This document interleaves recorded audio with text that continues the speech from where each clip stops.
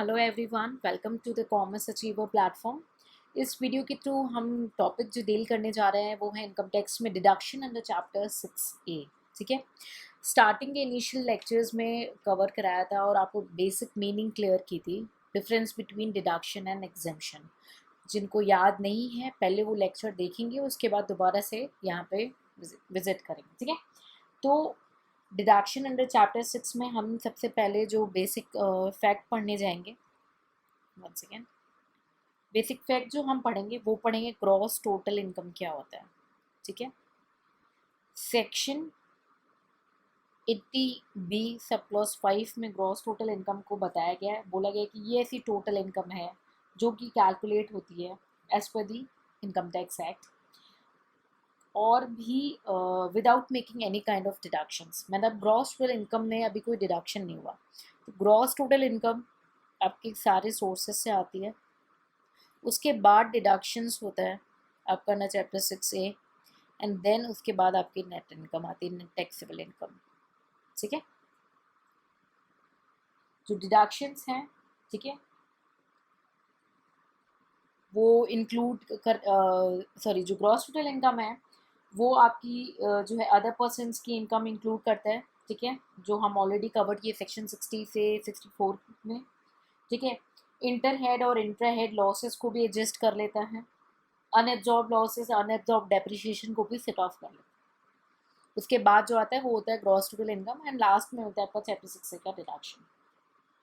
ठीक है, तो इनकम जो कंप्यूट होती है ग्रॉस टोटल इनकम में वो सेक्शन 80A(b) के अकॉर्डिंग बताते हैं कि ये जो इनकम है वो as per the income tax है, और before making deduction under chapter 6A है। ठीक है, सो जो ये जो डिडक्शंस हम कवर करेंगे चैप्टर 6A में, ठीक है, वो इंक्लूड नहीं होती है, उसे बाद में इंक्लूड किया जाता है। ये अभी इसका पार्ट होती है इनकम। अब यहाँ पे हम माइनस करेंगे इस इनकम को। डिडक्शन अब इसलिए बोल रही हूँ कि मीनिंग को क्लैरिफाई करें। डिडक्शन कहते हैं पहले इनकम में इंक्लूड रहता है फिर हटता है एज अ डिडक्शन, तो यानी ग्रॉस टोटल इनकम में अभी डिडक्शन के अमाउंट इंक्लूडेड है। ठीक है, ठीक है, तो ये फिर यहाँ पे माइनस होगा, बैलेंस आपकी नेट टैक्सेबल इनकम आ जाएगी। ठीक है, कुछ ब्रीफ फैक्ट्स, एक ओवरव्यू लेंगे डिडक्शन के चैप्टर का। एक तरीके से ये बहुत ही इंपॉर्टेंट लेक्चर है, अगर आपने ओवरव्यू मिस्टेक किया तो आपको आगे क्लियर नहीं होगा। डिडक्शंस में सारे फैक्ट्स हैं कि क्या टर्म्स एंड कंडीशन है और क्या रेट है। There is nothing to explain in deductions, but एक ओवरव्यू अगर आपने ठीक नहीं समझा तो आपकी जो बस यही है, जैसे कि आपको पता नहीं एग्जाम में क्या आ रहा है और आप पढ़ते जा रहे हो, वो पिक्चर हो जाएगी। ठीक है, तो इस ओवरव्यू को बिल्कुल ध्यान से समझेंगे और कोई डाउट होगा तो पूछेंगे। ठीक है, जो जनरल फैक्ट्स हैं उसमें सबसे पहले कि एक्सेस डिडक्शन जो है नहीं अलाउ होता है एज पर सेक्शन 80A। सबको क्लॉज दिया हुआ है। 80A में बोला है कि जो टोटल अमाउंट ऑफ डिडक्शन है, जो चैप्टर 6A में डिडक्शन है, ठीक है, ये कभी भी ग्रॉस टोटल इनकम से ज़्यादा नहीं होगा। सपोज करो ग्रॉस टोटल इनकम आपकी 5 लाख है, ठीक है, और आपकी डिडक्शन आप 6 लाख नहीं कर सकते हो। आप 5 लाख कर सकते हो, आप 4 लाख कर सकते हो, 4,90,000 कर सकते हो, बट कभी भी ज़्यादा नहीं हो सकती। 5 लाख भी हो सकती है बट एक्सीड नहीं हो सकती वो। ठीक है, सेकेंड जो फैक्चुअल है, कोई भी लॉस नहीं आना चाहिए आफ्टर डिडक्शन। ठीक है, कोई भी एसएससी को जो है वो लॉस नहीं आना चाहिए बिकॉज ऑफ द डिडक्शन। ठीक है, कि वो उसको डिडक्शन के बाद लॉस आ गया और वो उसको फिर carry forward and set of करे। फॉर एग्जाम्पल, आपकी ग्रॉस टोटल इनकम आ गई, सेम ही लैंग्वेज है, ठीक है, और आपने डिडक्शन ले लिया, ठीक है, और आपको डिडक्शन मिल गया 6 लाख का। ठीक है, तो ये 1 लाख आपका क्या हो गया, लॉस हो गया। एक तरीके से सेम लैंग्वेज है बट वर्डिक्स एक्ट में सेपरेटली मेंशन है, इसलिए हम उसको सेपरेटली कवर करें। तो लॉस नहीं आना चाहिए डिडक्शन के बाद। ठीक है, थर्ड इंपॉर्टेंट फैक्ट जो है, members of AOP and BOI, ठीक है, association of person and body of individual के कुछ जो मेंबर्स होंगे उनको कुछ डिडक्शंस जो है मेंबर्स को नहीं मिलेंगे। मेंबर्स तो इंडिविजुअल हो सकता है ना, तो इंडिविजुअल को, उस इंडिविजुअल को जिसको एओपी और बीओआई के वो मेंबर हैं उनको डिडक्शंस नहीं मिलेंगे। ठीक है, कौन कौन से डिडक्शन है under section 80G, 80GGA, 80GGC, 80I, 80IA, IB, IC, ID, IE, 80J and 80JJ। इसको हम डिटेल में डिस्कस करेंगे इसी वीडियो में, एक जब ब्रीफ ओवरव्यू लेंगे, ठीक है। तो इन सेक्शंस में members of AOP and BOI को कोई डिडक्शन नहीं मिलेगा। नेक्स्ट फैक्ट, डिडक्शन जो है फोर्थ, ठीक है, not allowed if not claim, ठीक है। डिडक्शन अलाउ नहीं होगा अगर एसएससी फेल्ड हो जाता है to claim the deduction in his return of income, यानी जब वो रिटर्न फाइल कर रहा है और उस समय वो डिडक्शन क्लेम नहीं करता है, भूल जाता है, तो उसको डिडक्शन नहीं अलाउ होगा, ठीक है। क्लियर हो गया। Fifth fact, no double deduction, ठीक है।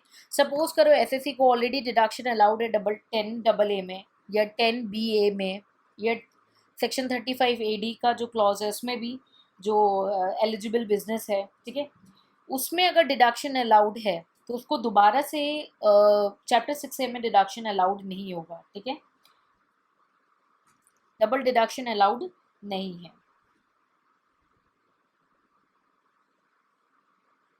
ठीक है। डिडक्शन जो है वो सर्टेन केसेस में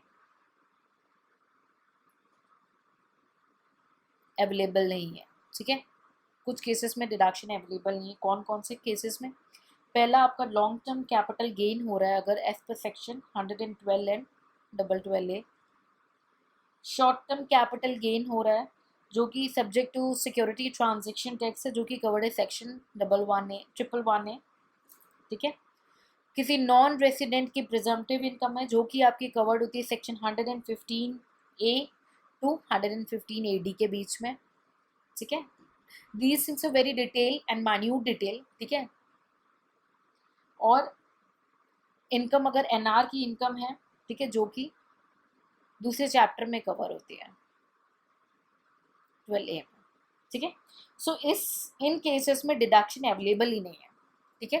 तो इनको हटाने के से पहले जो है आपको डिडक्शन देना है, इनकी इनकम को हटाने से पहले इन इनकम के रिस्पेक्ट में डिडक्शन नहीं अवेलेबल है, ठीक है। सेक्शन 35AD के बारे में हमने ऑलरेडी डिस्कस कर दिया कि इसमें जो अगर सेक्शन 35AD में डिडक्शन ले लिया तो यहाँ पे अवेलेबल नहीं होगा, ठीक है। एक इम्पॉर्टेंट पॉइंट, सेक्शन 80AC, ठीक है, इसमें अमेंडमेंट आया विथ इफेक्ट फ्रॉम 1 अप्रैल 2018, ठीक है। आपको रिटर्न फर्निश करना होगा अगर कोई जो एसएससी की इनकम है, ठीक है, अगर उसने रिटर्न नहीं फर्निश किया है, ठीक है, एज पर सेक्शन 139(1) के अकॉर्डिंग। ड्यू डेट की बात हो रही है, बिलेटेड रिटर्न की बात नहीं हो रही है। अगर उसने ड्यू डेट में रिटर्न नहीं फाइल किया, ठीक है, और उसने डिडक्शन लिया हुआ है तो नहीं मिलेगा डिडक्शन, ठीक है। यानी जो डिडक्शन है वो तभी एडमिसिबल होगा, ठीक है, जब आपने ड्यू डेट पे रिटर्न लगाई है एज पर सेक्शन 139 सब क्लॉज 1 के अकॉर्डिंग, ठीक है। तो ये एक इम्पॉर्टेंट फैक्ट्स थे जो मुझे आपके सामने रखने थे, जो बहुत ही की पॉइंट्स थे जो कि हर आपके सेक्शन से इंक्लूडेड हैं डिडक्शन में, ठीक है, और बहुत ही बेसिक पॉइंट्स थे, ठीक है। अब हम एक ओवरव्यू चार्ट लेंगे डिडक्शंस का, इसको बहुत ध्यान से देखेंगे और अपने पास इसको रख लेंगे, और इसके अकॉर्डिंग ही, क्योंकि डिडक्शंस में कुछ एक्सप्लेनेशन की नीड नहीं है, ऐसे आपको सिर्फ conditions, numbers and facts figures को मेमोराइज करना है, it's just a complete memorisation. तो ये जो चार्ट मैं देने जा रही हूँ इसको रखेंगे तभी आपको मेमोराइजेशन और उसके रिवीजन में हेल्प मिलेगी, ठीक है। चलिए, पहला जो पार्ट हम देखेंगे वो देखेंगे deductions which are based on contributions और पेमेंट्स, ठीक है। इसके अंदर सबसे पहले आता है आपका सेक्शन 80C के अंदर आप कुछ प्रिस्क्राइब्ड इन्वेस्टमेंट करते हैं। दूसरा आता है 80CCC एंड 80 CCD के अंदर आपकी पेंशन स्कीम, ठीक है। तीसरा आपका आता है 80CCG के अंदर नोटिफाइड इक्विटी सेविंग स्कीम, ठीक है। चौथा आता है आपका 80D में मेडिकल इंश्योरेंस, ठीक है, मेडिकल से रिलेटेड। उसके बाद जो नेक्स्ट आता है आपका 80U में एंड 80DD में डिसेबिलिटी एसएससी, अगर एसएससी को डिसेबिलिटी है, ठीक है, किसकी, एसएससी की या उसके डिपेंडेंट की, ठीक है। सिक्स्थ आपका 80DD में medical treatment,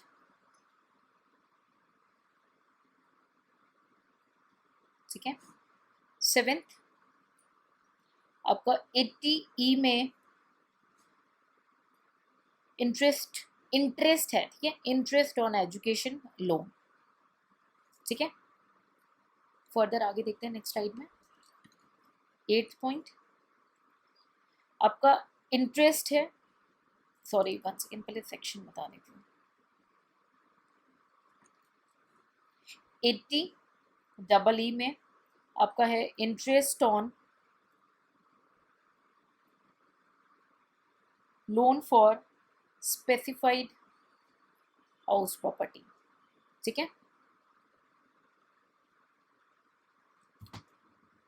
next 9th 80EE के बाद है आपका 80EE जो कि डील करता है आपका इंटरेस्ट ऑन लोन, ठीक है, which is also taken for certain house property, ठीक है। नेक्स्ट आपका 80EE आता है जो कि डील करता है interest on loan for purchase of electronic vehicles, ठीक है, इलेक्ट्रॉनिक व्हीकल्स को परचेज करने में। एंड 11th आता है आपका 80GG जो कि डील करता है रेंट पेड HRA, ठीक है। तो ये सारे जो 11 आइटम्स हैं, ये डिडक्शंस कंट्रीब्यूशन और पेमेंट बेस्ड पे है। एग्जाम में स्ट्रेट अवे इस पे क्वेश्चन आ चुका है, इसलिए एक तो इसलिए इम्पॉर्टेंट है जो थ्योरेटिकल डिटेल्ड आंसर आते हैं, और दूसरा ये इसलिए इम्पॉर्टेंट है कि जब भी आप, मैंने कहा कि आपके जो डिडक्शंस है वो फैक्ट्स पे बेसिस हैं, आपको सिर्फ फैक्ट मेमोराइज करने हैं और you can able to do the numericals, ठीक है। न्यूमेरिकल की प्रैक्टिस तो हम सेपरेटली वीडियोस में करेंगे, बट इसमें एक्सप्लेनेशन के ऐसे नीड नहीं, you have to memorise as number of time and you have to revise again and again, ठीक है। तो ये चार्ट आपको मदद करेगा कि आपका कोई सेक्शन छूटे भी नहीं, ठीक है। चलिए नेक्स्ट हम जो डिडक्शन डील करने जा रहे हैं, नेक्स्ट जो आपके डिडक्शंस हैं that are based on income, ठीक है, इनकम बेस्ड डिडक्शन है। पहला डिडक्शन है रॉयल्टी ऑन बुक्स, ठीक है, sorry it's better to discuss section first. Covered है सेक्शन 80QQ में, ठीक है, जो कि रीड करता है आपका रॉयल्टी ऑफ, डील करता है रॉयल्टी ऑन बुक्स, सॉरी,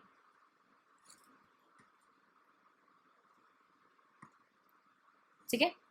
दूसरा आपका जो इनकम बेस्ड है वो है सेक्शन 80RRB के अंदर, जो डील करता है आपका रॉयल्टी ऑन पेटेंट्स,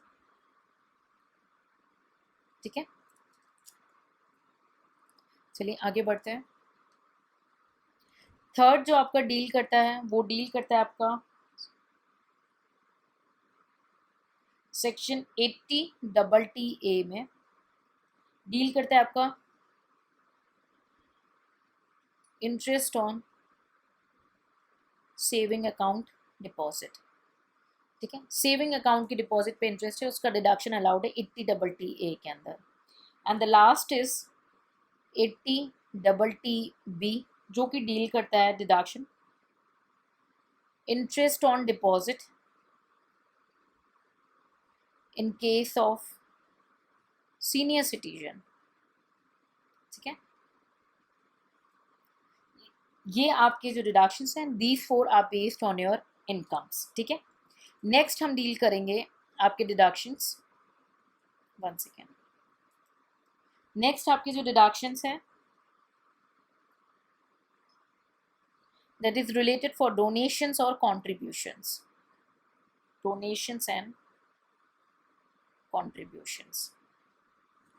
कौन कौन सा डिडक्शन है? सबसे पहला आपका 80G, नाम तुरंत जिन्होंने थोड़ा भी ध्यान होगा उनको याद आ जाएगा, that is donation to approved fund and charitable trust. Next आपका 80GA, जो कि डोनेशन है to research institutions etcetera. And third the last one आपका कवर्ड है 80GB एंड 80GC, जो कि डील करता है डोनेशन टू पॉलिटिकल पार्टीज, ठीक है, पॉलिटिकल पार्टीज, ठीक है। These 3 are deductions which is related to the donations और एंड कॉन्ट्रीब्यूशंस। आगे देखते हैं। नेक्स्ट जो है डिडक्शंस, वो इंडस्ट्रियल अंडरटेकिंग के लिए है। 1 सेकेंड।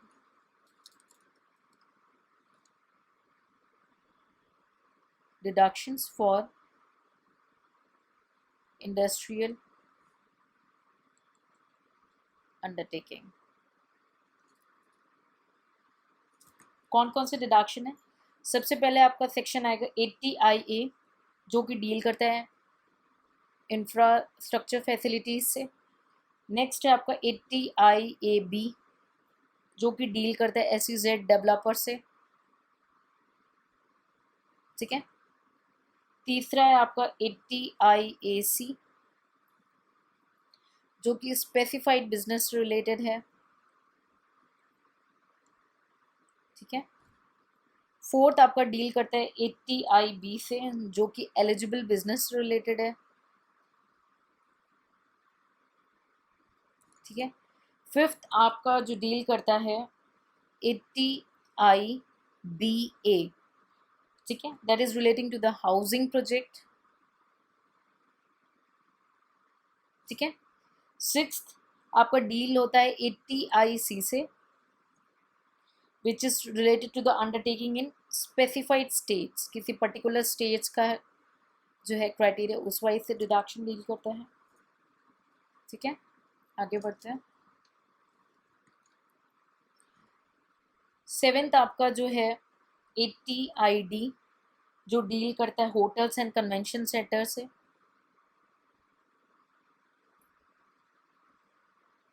ठीक है, वो भी स्पेसिफाइड एरिया में होने चाहिए, ठीक है। And 8 the last one under the industrial undertaking is 80IE, जो कि आपको डील करता है अंडरटेकिंग इन नॉर्थ ईस्टर्न स्टेट से, ठीक है, आपकी अंडरटेकिंग नॉर्थ ईस्टर्न स्टेट्स में, ठीक है। तो ये 8 कैटेगरीज हैं जो कि डिडक्शंस हैं इंडस्ट्रियल अंडरटेकिंग की। लास्ट हम देखेंगे, ठीक है, कुछ अदर डिडक्शंस हैं जो कि बिजनेस से रिलेटेड हैं, बिजनेस वाइज है। पहला आपका 80JA, जो कि डील करता है treating biodegradable goods, biodegradable waste, ठीक है। सेकेंड आपका डील करता है 80JAA, ये डील करता है आपका एडिशनल एम्प्लॉयमेंट से,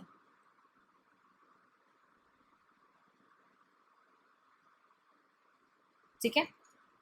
थर्ड आपका है 80LA, जो कि डील करता है आपकी ऑफशोर बैंकिंग यूनिट से,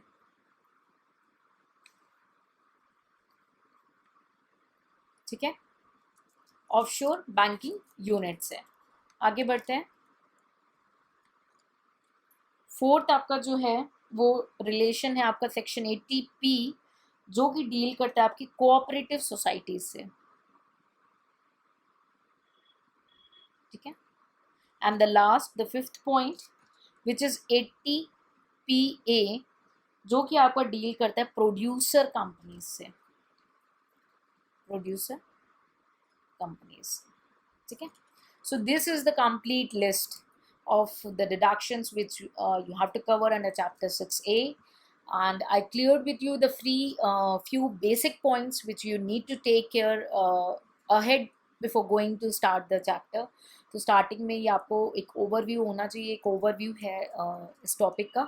ठीक है. डिडक्शंस में मैंने बार बार आपको क्लियर कर रही हूँ कि इसमें कुछ एक्सप्लेनेशन की नीड है. This completely based on facts and conditions that you have to memorise at any way. And कुछ स्टूडेंट्स ने न्यूमेरिकल्स की प्रैक्टिस के लिए बोला था, उनकी स्पेशल रिक्वेस्ट आई थी, भाई देखिए मेनली इनकम टैक्स में क्या है, आपको प्रोविज़न क्लियर होने चाहिए. तो प्रोविज़न क्लियर होने के बाद कई बार तो एग्जाम्पल साथ में दे दिए गए और साथ में क्वेश्चंस भी दे दिए गए हैं, और कई बार फुल फ्लेज एग्जाम्पल्स भी शेयर किए गए हैं. हम n number of the numerical solve करेंगे. आपके लिए ये न्यूज़ है, हम n number of the numerical solve करेंगे. बट उसके लिए आप यूट्यूब के चैनल को सब्सक्राइब कर लेंगे. ठीक है. ताकि जब भी हमने जो वीडियोस वहाँ पे न्यूमेरिकल्स के डाले, ठीक है, क्योंकि अब कोर्स के बाद जब न्यूमेरिकल सॉल्व करवाएंगे हम, तो एक पर्टिकुलर डेज फिक्स कर देंगे और उस डेज को हम लोग इंटरेक्ट करेंगे and we saw the numerical that will be announced publicly at all the platform. ठीक है. And n number of the numerical solve होगा. बिल्कुल वरीड नहीं होना है. कुछ इंस्टीट्यूट्स के स्टूडेंट ने बोला कि मैम हमारी इस बुक से भी करवा दीजिए, तो हम उनको भी डील करेंगे. ठीक है. डोंट वरी, क्योंकि न्यूमेरिकल को आपको रिवीजन नहीं करना है, आपको प्रोविजन का स्ट्रॉन्ग कमांड करना है. ठीक है. सो प्रोविजन पे स्ट्रेंथ होनी चाहिए, क्योंकि प्रोविजन पे स्ट्रेंथ है ना, उसके बाद आप एक बार न्यूमेरिकल देखोगे तो आपको क्लियर हो जाएगा कि आपको प्रोविजन समझ में आया था कि नहीं, और फिर आपको प्रोविजन की ही ज़रूरत पड़नी है बार बार रिविजन के लिए. ठीक है. इसीलिए न्यूमेरिकल को हम पब्लिकली अवेलेबल करा देंगे. We announce and will fix one day जिसमें we all together solve the numericals. ठीक है. So I hope you're clear with these topic, and please memorize these heads of the deductions. ठीक है. Take care. All the very best. See you in the next lecture.